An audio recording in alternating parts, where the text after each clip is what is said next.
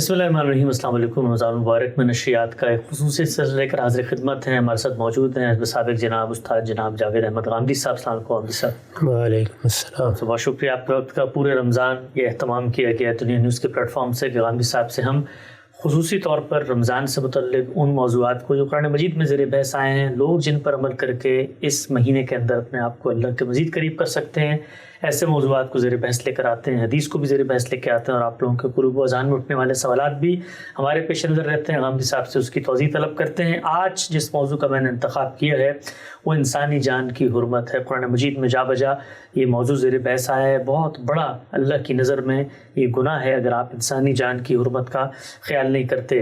میرے سامنے سورہ مائدہ کی چند آیات ہیں، میں پڑھ دیتا ہوں۔ ارشاد فرمایا، انسان کی ہی سرکشی ہے جس کی وجہ سے ہم نے موسیٰ کو شریعت دی تو اس میں بنی اسرائیل پر بھی اپنا یہ فرمان لکھ دیا تھا کہ جس نے کسی ایک انسان کو قتل کیا اس کے بغیر کہ اس نے کسی کو قتل کیا ہو یا زمین میں کوئی فساد برپا کیا ہو تو اس میں گویا تمام انسانوں کو قتل کر دیا، اور جس نے کسی ایک انسان کو زندگی بخشی اس نے گویا تمام انسانوں کو زندگی بخش دی۔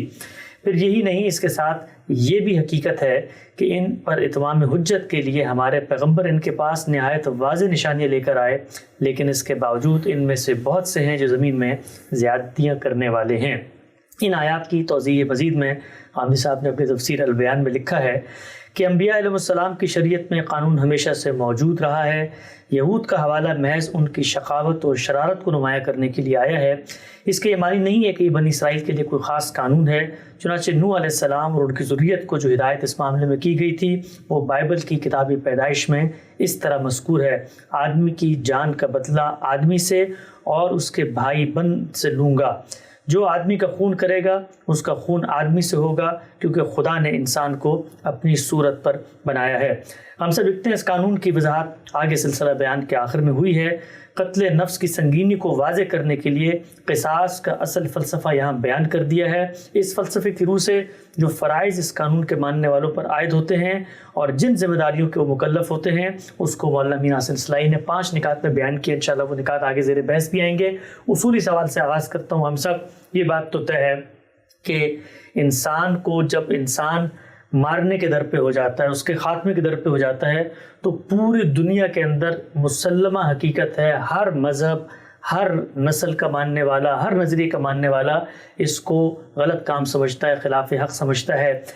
دین نے مسلمانوں پر یہ لازم کر دیا ہے کہ جی آپ نے لوگوں کی جان کی حرمت کا خیال کرنا ہے اور کسی کے خلاف کوئی تعدی اور اقدام اس نوعیت کا نہیں کرنا کہ جان تلف ہو جائے۔ یہ بات تو بالکل سمجھ میں آتی ہے، لیکن ہم بھی جانتے ہیں کہ بڑے کم لوگ ہوتے ہیں دنیا بھر میں جو اس درجے میں پہنچ جائیں کہ کسی کی جان لینے پر آمادہ ہو جائیں۔ اصل چیز کہ آپ کسی کی جان کو خطرے میں ڈال دیں، مثلا ہمارے ہاں جو ایک عام طریقہ کار ہے، شاید مارنے پہ تو لوگ آمادہ نہیں ہوتے لیکن آپ فتویٰ دے دیتے ہیں، کسی کی شناخت پر حملہ آور ہو جاتے ہیں، کسی پہ توہین کا الزام لگاتے ہیں، تو جان کو خطرہ پیدا ہو جاتا ہے، مارنے کا کام کوئی اور کرے گا۔ تو کیا یہ بھی اسی نوعیت کا جرم ہے جس طرح کا جان کے خلاف اقدام جرم ہوتا ہے؟ اس میں کوئی شبہ ہی نہیں۔ بارہا یہ بات بیان کی جا چکی ہے کہ انسان کی جان، مال اور آبرو تینوں کو ایسی حرمت حاصل ہے کہ ان کی طرف کوئی اشارہ کرنے کی جسارت بھی نہیں کرنی چاہیے۔ اللہ تعالیٰ نے انسان کو یہ بڑا شرف بخشا ہے کہ وہ ایک اخلاقی وجود ہے، ایک عقلی وجود ہے، اس کو بڑی غیر معمولی حصے جمالیات دی ہے، اور جب حصے جمالیات کا لفظ استعمال کیا جاتا ہے تو یہ در حقیقت ان تمام چیزوں کا احاطہ کرتی ہے جو ہمارے اندر لطیف احساسات پیدا کرنے کا باعث بنتے ہیں، جو اخلاقی روابط کو درست رکھتے ہیں، جن کے ذریعے سے میرے شعور کا تعلق خارجی کائنات سے پیدا ہوتا ہے۔ یہ ساری چیزیں قرآن مجید میں بیان کی گئی ہیں، حدیثوں میں بیان کی گئی ہیں، یہ علم و عقل کے مسلمات ہیں۔ دنیا میں کسی شخص کو یہ بتانے کے لیے کہ انسان کی جان کو حرمت حاصل ہے کسی استدلال کی ضرورت نہیں ہے، یہ وہ چیز ہے جو فطرت میں ودیعت ہے۔ انسان کی جان کو حفاظت حاصل ہے تو دنیا قائم ہے۔ اگر انسان کی جان کی حرمت ختم ہو گئی ہے تو اس کا مطلب یہ ہے کہ انسانیت نے اپنے قتل کا یا اپنے دنیا سے محو کر دینے کا فیصلہ کر لیا ہے۔ اسی وجہ سے قرآن مجید نے اس کو اس طرح بیان کیا، جو آیت آپ نے پڑھی ہے اس کا بڑا غیر معمولی اسلوب ہے کہ جس نے کسی ایک کی جان لی اس نے پوری انسانیت کی جان لے لی، اور جس نے کسی ایک کو زندگی بخشی اس نے پوری انسانیت کو زندگی بخش دی۔ یہ تعبیر اسی لیے اختیار کی گئی ہے کہ اگر جان کی حرمت نہیں ہے تو پھر اس دنیا میں انسانیت کے بقا کا سوال پیدا ہو گیا۔ قرآن مجید اس کو اسی اہمیت سے بیان کرتا ہے۔ اور اگر آپ جرائم کی فہرست دیکھیں جس میں کبیرہ یا اکبر الکبائر گناہوں کو بیان کیا گیا ہے تو اس میں شرک کے بعد سب سے بڑا گناہ کیا ہے؟ وہ قتل ہے۔ شرک، قتل اور بدکاری 3 بڑے گناہ ہیں، سب سے بڑے گناہ ہیں۔ سورہ فرقان میں انہی تینوں کا ذکر کر کے یہ کہا ہے کہ اگر کوئی شخص شرک کا ارتکاب کرتا ہے اور اس پر اصرار کر کے دنیا سے رخصت ہو جاتا ہے۔ دوسری جگہ بیان کیا ہے کہ یہ اصل میں یسرون علی الحنث العظیم ہے، یہ معمولی درجے کی بات نہیں ہے۔ اسی طرح قتل کر دیتا ہے کسی کو، اسی طرح بدکاری کو اپنا شیوا بنا لیتا ہے، یعنی بجائے اس کے کہ نکاح کی، طہارت کی، پاکیزگی کی زندگی بسر کرے، وہ بدکاری کو اپنے شب و روز میں داخل کر لیتا ہے۔ تو فرمایا کہ یل کا سامہ، وہ پھر اس کا نتیجہ بھگتے گا، اور یخلد فیہ مہانہ، اور پھر وہاں رہے گا، یعنی وہاں سے نکلنا نصیب نہیں ہوگا، اور اس طرح رہے گا کہ صرف رسوائی ہی ہوگی۔ اللہ تعالیٰ ہر ایک کو اس سے محفوظ رکھے۔ یہ ساری بات کیوں بیان کی گئی ہے؟ یہ بتانے کے لیے کہ جان کے معاملے کو معمولی نہ سمجھا جائے۔ اور پھر قصہ سنایا ہے حابیل و قابیل کا کہ یہ دیکھو کہ انسان کس طریقے سے حسد کے جذبے سے مغلوب ہو کر اپنے بھائی کی جان لینے تک پہ آمادہ ہو جاتا ہے۔ اس لیے اپنی تطہیر کرو، اپنے باطن کی اصلاح کرو۔ تمہارے باطن میں کسی کے بارے میں اگر برے جذبات پیدا ہوں تو ان کو وہیں کچل دو، ان کو آگے بڑھنے دو گے تو یہ تھوہر کا پودا ہے، یہ اگے گا اور پھر اس کے کانٹے ہر طرف پھیل جائیں گے۔ ان کو پھر اس جگہ سے اکھاڑنا آسان کام نہیں ہوگا۔ یہ تلمیحات، یہ اشارے، یہ کنائے، یہ اس طرح کی تشبیہیں انسان کو یہ بتانے کے لیے دی گئی ہیں کہ وہ تاریخ پر بھی نگاہ رکھے، اپنی حقیقت بھی سمجھے، اور اس وقت جو دنیا اس کو میسر ہے اس کو بھی دیکھے۔ ہم میں سے ہر شخص کے لیے سب سے بڑا خطرہ کب پیدا ہوتا ہے؟ اسی وقت جب جان کو خطرہ لاحق ہو جاتا ہے۔ تو وہ لوگ جو دوسروں کی جان کو خطرے میں ڈالتے ہیں یا دوسروں کو اکساتے ہیں کہ کسی کی جان لے لو، یا بعض ایسے اقدامات کرتے ہیں جس کے نتیجے میں کسی کی جان کے لوگ درپے ہو جائیں گے، وہ ایک ہی جیسے جرم کا ارتکاب کرتے ہیں اور یکساں مجرم ہیں۔ دنیا میں تو ظاہر بات ہے کہ آپ درجہ بدرجہ سزا دیتے ہیں، لیکن میں اگر لوگوں کو آمادہ کرتا ہوں کہ فلاں کی جان لے لو، یا میں کسی ہجوم کو برانگیختہ کر دیتا ہوں کہ وہ اٹھے اور کسی پر پل پڑے، میں کوئی ایسا مقدمہ استوار کر کے سوسائٹی کے سامنے رکھ دیتا ہوں جس میں فساد پیدا ہو جائے، تو یہ بڑے بدترین جرائم ہیں۔ بلکہ اس کو ایک دوسرے زاویے سے دیکھیے۔ میرے اندر ایک جذبہ پیدا ہوا، باطل جذبہ تھا، بے حسد، کوئی بغض، کوئی کینہ، کوئی اس طرح کی اور چیز، میں نے اٹھ کے کسی کی جان لے لی۔ یہ ایک پہلو ہے۔ ایک دوسرا پہلو وہ ہے جس میں میں دوسروں کی جان لینے کے لیے کسی ہجوم کو ابھر رہا ہوں، جی ہمارے کسی قوم کو ابھر رہا ہوں۔ تو جانتے ہیں یہ فساد کا جرم ہے۔ اچھا، اور اس کی سزا اس کی سزا سے زیادہ ہے۔ یعنی قرآن مجید نے اس کو تو اٹھا دیا ہے اور یہ کہا ہے کہ اگر کسی کی جان، کسی کے مال اور کسی آبرو کے خلاف اس نوعیت کا اقدام کیا جاتا ہے کہ جس میں فساد پیدا ہو جاتا ہے، یفسدون فی الارض کی صورت پیدا ہو جاتی ہے، تو اس کا نتیجہ کیا ہے؟ اس کا نتیجہ یہ ہے کہ دنیا میں بھی رسوائی اور آخرت میں بھی۔ اور دنیا کی رسوائی کے لیے جو سزائیں قرآن مجید نے سورہ مائدہ میں بیان کی ہیں وہ قتل کی عام سزا نہیں ہے۔ اس میں تو یہ بیان کیا گیا ہے کہ اب اس شخص کو جس نے لوگوں کی جان، مال، آبرو کے لیے خطرہ پیدا کیا ہے، اس طرح قتل کیا جائے کہ اس کے ٹکڑے ٹکڑے کر دیے جائیں، عبرتناک طریقے سے اس کو ختم کر دیا جائے، اس کو اسی طرح عبرتناک طریقے سے سلیب دے دی جائے، اس کے ہاتھ پاؤں مخالف سمتوں میں کاٹ دیے جائیں، اس لیے کہ اس نے سوسائٹی میں فساد پیدا کیا ہے۔ ہماری بدقسمتی ہے کہ ہم نے اللہ تعالیٰ کی جو ہدایت قرآن میں ہے اس کو نہ صرف یہ کہ کبھی سمجھنے کی صحیح نہیں کی، بلکہ اس کو اپنی سوسائٹی سے متعلق کرنے کے لیے جہاں سے قانون سازی ہونی چاہیے تھی وہاں سے کی بھی نہیں۔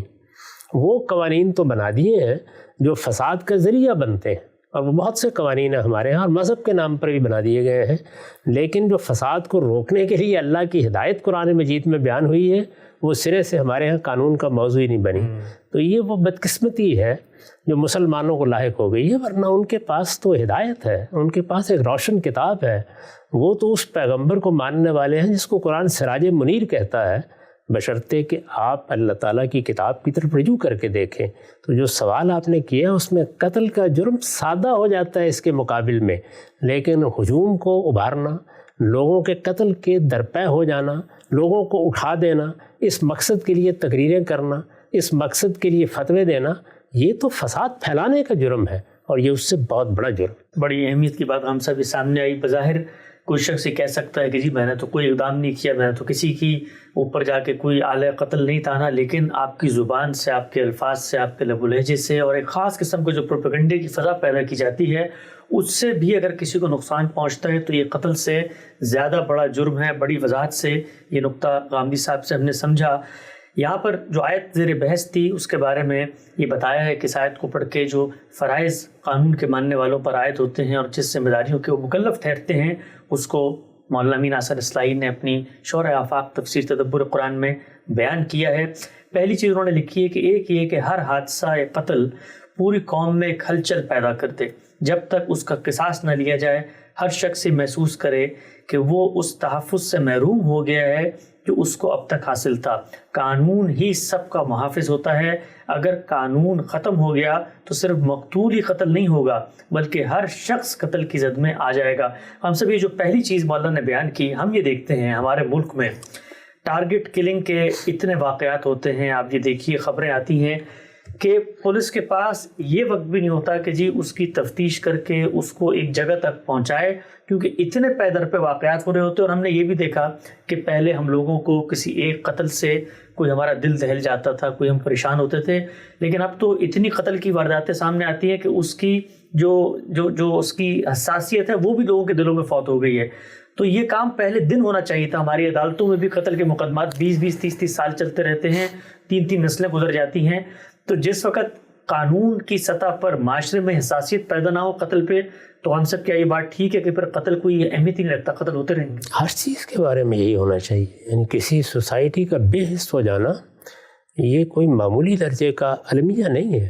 اگر یہ ہو گیا تو اس کا مطلب یہ ہے کہ پھر آپ کی انتظامیہ، آپ کی عدلیہ اور اسی طرح دوسرے قانون نافذ کرنے والے ادارے وہ اصل مجرموں کے ہاتھ میں اکالا بن کے رہ جاتے ہیں، بجائے اس کے کہ وہ لوگوں کو حفاظت یا تحفظ فراہم کرے۔ یہ بڑی ضروری چیز ہے، لیکن یہ اسی وقت ممکن ہوتا ہے جب کہ انصاف کا نظام ایسا ہو کہ مجرم اس میں جلد کیفر کردار کو پہنچ جائے۔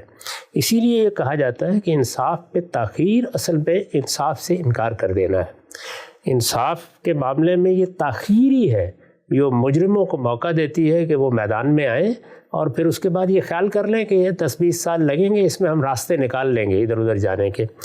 یہی وجہ ہے کہ جن معاشروں میں فوری سزا کا طریقہ اختیار کیا جاتا ہے ان میں جرائم میں کمی آ جاتی ہے۔ ایسے تو جرائم میں صرف سزاؤں سے کمی نہیں آتی، بلکہ اس میں لوگوں کا شعور بیدار کرنا، ان کے معاشی معاملات کو درست کرنا، لوگوں کی عمومی تہذیبی تربیت کرنا، یہ دیکھنا کہ لوگ پیدا ہو رہے ہیں تو کیا ان کو گلی میں پھینک دینا ہے یا ان کو کسی راستے پر لگانا ہے۔ اگر کوئی سوسائٹی ان تمام مراحل سے بے نیاز ہو جائے تو پھر جرائم کو محض سزاؤں سے نہیں روکا جا سکتا۔ تاہم سزا بھی ایک ضروری چیز ہے، کیونکہ سزا اصلاح نہیں کرتی، خوف پیدا کرتی ہے، اور انسان اگر اپنے ضمیر میں زندہ نہ رہے تو پھر اس کو خوف ہی سے روکا جا سکتا ہے، کم سے کم سوسائٹی محفوظ رہے۔ خود آدمی کی اصلاح تو اسی وقت ہوتی ہے جب اس کے باطن میں تبدیلی آتی ہے، اور ہم علم و عقل کی روشنی میں اس کی غلطی اس کو سمجھانے میں کامیاب ہو جاتے ہیں۔ تو یہ ساری چیزیں ایک ترتیب اور ایک ترتیب کے ساتھ لوگوں کے سامنے آنی چاہیے تاکہ وہ اپنی اصلاح بھی کریں، سوسائٹی کی اصلاح کے معاملے میں بھی بیدار ہوں، مجموعی نظام بھی اس طرح استوار کیا جائے کہ وہ جرائم کے خاتمے کا ذریعہ بنے۔ اور اس میں خاص طور پر انسانی جان کے بارے میں تو ایک پولیس کے سپاہی کے دل و دماغ میں، ایک عالم کے دل و دماغ میں، ایک صحافی کے دل و دماغ میں، انتظامیہ کے ایک فرد کے دل و دماغ میں، فوج کے ایک سپاہی کے دل و دماغ میں غیر معمولی احترام ہونا چاہیے۔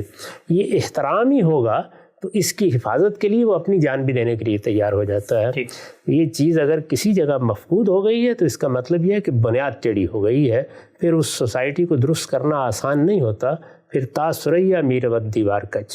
نقطہ بالکل واضح ہو گیا کہ کس قدر شناخت ہے جرم کی کہ اس کی حساسیت سوسائٹی میں ہر وقت اجاگر رہنی چاہیے. دوسری بات مولانا امین احسن اصلاحی نے بیان کی، دوسری یہ کہ قاتل کا کھوج لگانا صرف مقتول کے وارثوں ہی کی ذمہ داری نہیں ہے بلکہ پوری جماعت کی ذمہ داری ہے، اس لیے کہ قاتل نے صرف مقتول ہی کو قتل نہیں کیا بلکہ سب کو قتل کیا. ہم سب یہ بات بھی بڑی اہمیت کی ہے کہ جو سوشل ذمہ داری ہوتی ہے، مثلا ممکن ہے سڑک کے اوپر کسی کا قتل ہو گیا، میرے سامنے ہوا، مجھے پتہ ہے کہ کس شخص نے کیا، بسا اوقات ہم لوگ مسالے کے تحت خاموش رہتے ہیں، لیکن جو قتل ہوا ہے وہ کسی ایک فرد کا قتل نہیں ہوا بلکہ میری سوسائٹی کے اندر کسی ایک شخص کی جان لے لی گئی ہے.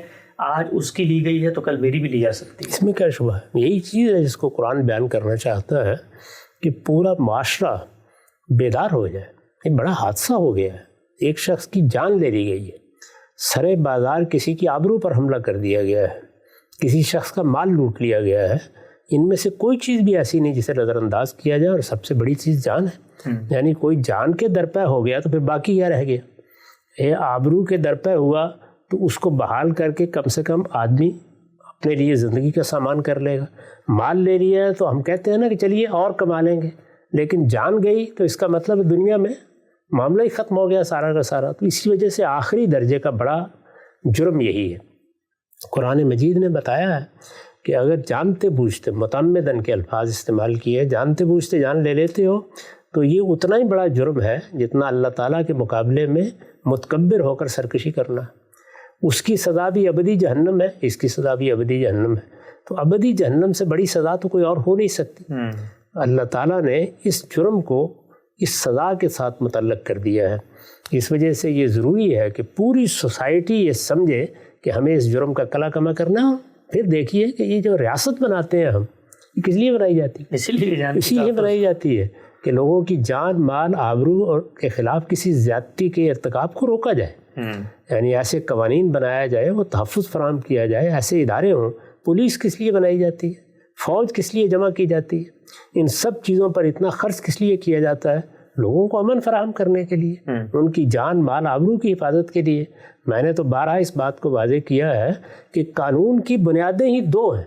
ایک یہ کہ لوگوں کی حق تلفی کو روکا جائے، دوسرے ان کی جان، مال، آبرو کے خلاف زیادتی کو روکا جائے. ہم اگر کوئی قانون بناتے ہیں یا دوسروں پر کسی قانون کا نفاذ کرتے ہیں تو ہمیں ہر جگہ یہ ثابت کرنا ہوتا ہے کہ یہ ان مقاصد کے لیے بنایا گیا ہے، کیونکہ یہی مقاصد ہیں جو انسان کو حق دیتے ہیں کہ اب اس کے خلاف کوئی زیادتی کی جائے. جس کو وہ زیادتی سمجھے گا تو زیادتی پھر کی جاتی ہے، پولیس بھی کرتی ہے، فوج بھی کرتی ہے. اس کے نقطہ نظر سے یہ زیادتی ہوتی ہے، اگرچہ یہ اس کا صلہ ہے.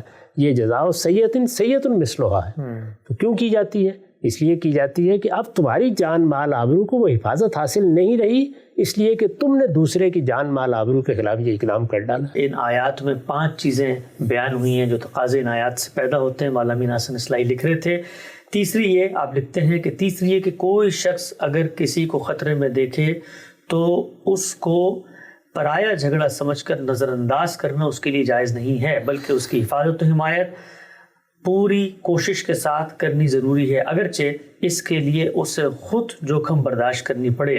اس لیے کہ جو شخص کسی مظلوم کی حمایت و مدافعت میں سینہ سپر ہوتا ہے وہ صرف مظلوم ہی کی حمایت میں نہیں ہوتا بلکہ تمام خلق کی حمایت میں سینہ سپر ہوتا ہے، جس میں وہ خود بھی شامل ہے. چوتھی بات یہ بیان ہوئی کہ اگر کوئی شخص کسی قتل کو چھپاتا ہے یا قاتل کے حق میں جھوٹی گواہی دیتا ہے یا قاتل کا ضامن بنتا ہے یا قاتل کو پناہ دیتا ہے یا قاتل کی دانستہ وکالت کرتا ہے یا دانستہ اس کو جرم سے بری کرتا ہے تو گویا وہ خود اپنے بھائی، اپنے باپ، اپنے بیٹے کے قاتل کے لیے یہ سب کچھ کرتا ہے، کیونکہ ایک کا قاتل سب کا قاتل ہوتا ہے. اور 5ویں بات جو ان آیات سے نکلتی ہے وہ یہ کہ کسی مقتول کے قصاص کے معاملے میں مقتول کے وارثوں یا حکام کی مدد کرنا بھی در حقیقت مقتول کو زندگی بخشنا ہے. اس لیے قرآن میں ارشاد ہوا ہے کہ قصاص میں زندگی ہے. کس قدر اہمیت ہے اس بات کی کہ انسانی جان کی حرمت کو ہم پیش نظر رکھیں اور اپنے آپ کو بچائیں کسی انسانی جان کے خلاف تعدی سے. قرآن مجید کا موضوع پایہ تکمیل تک پہنچتا ہے. ایک حدیث کو بھی زیر بحث لاتے ہیں، پھر پروگرام کا خاتمہ کرتے ہیں. انس بن مالک رضی اللہ عنہ سے روایت ہے کہ رسول اللہ صلی اللہ علیہ وسلم نے فرمایا تم میں سے کوئی سچا مومن نہیں ہو سکتا جب تک اس کے مال، اہل و عیال اور دوسرے سب لوگوں سے زیادہ میں اسے عزیز نہ ہو جاؤں۔ عامر صاحب نے اس کی وضاحت بھی کی ہے۔ یہ چیز اس وقت واضح ہوتی ہے جب ایک طرف رسول اللہ صلی اللہ علیہ وسلم کا کوئی حکم یا آپ کی ہدایت ہو اور دوسری طرف مال و منال، اہل و عیال اور دوسرے متعلقین کی محبت کا کوئی مطالبہ سامنے آ جائے۔ آدمی اگر اس وقت آپ کے حکم اور آپ کی ہدایت کو مقدم نہ رکھے تو اس کے صاف معنی یہ ہوں گے کہ اس کو آپ سے زیادہ یہ چیزیں محبوب ہیں۔ ایمان و اسلام کا مطالبہ یہ نہیں ہے کہ یہ چیزیں محبوب نہ ہوں، بلکہ صرف یہ ہے کہ خدا کے رسول کے حکم اور آپ کی ہدایت سے زیادہ محبوب نہ ہوں۔ ہم سب یہ جو رسول اللہ صلی اللہ علیہ وسلم نے بات فرمائی ہے کہ ایمان اس وقت تک مکمل نہیں ہو سکتا جب تک میں تمہیں اس درجے میں عزیز تر نہ ہو جاؤں، تو کیا ہم یہ کہہ سکتے ہیں کہ اللہ کے پیغمبر کی کوئی بات، کوئی فیصلہ ہم تک پہنچ گیا ہے اور اس کے بارے میں اگر ہم یہ رویہ اختیار کریں کہ ہم اس کو اہمیت نہ دیں اور اپنی مصلحت، اپنی افادیت اس کو پیش نظر رکھیں، تو وہ بھی اس چیز کے زمرے میں آتی ہے؟ اس میں کیا شک؟ دیکھیے بات یہ ہے کہ جب ہم نے یہ تسلیم کر لیا کہ محمد الرسول اللہ صلی اللہ علیہ وسلم اللہ کے نمائندے ہیں، اللہ کی طرف سے ان کو مبعوث کیا گیا ہے، اللہ کی ہدایت ان کے ذریعے سے ہم تک پہنچائی گئی ہے، تو اب پھر گفتہ اللہ پر جو کچھ آپ فرما رہے ہیں، جو حکم آپ کی طرف سے مل گیا ہے وہ اللہ کا حکم ہے۔ اللہ کا حکم ہے تو میں اگر اپنے آپ کو ترجیح دیتا ہوں تو اللہ پر ترجیح دے رہا ہوں، اپنے اہل و عیال کو دیتا ہوں تو اللہ پر ترجیح دے رہا ہوں، اللہ پر ترجیح دے رہا ہوں تو دین ختم ہو گیا۔ پھر تو یہ دنیا ہے، میرے مفادات ہیں، جو چیزیں مجھے عزیز ہیں انہی میں غلطان ہو کر زندگی بسر کروں گا اور موت کے حوالے ہو جاؤں گا۔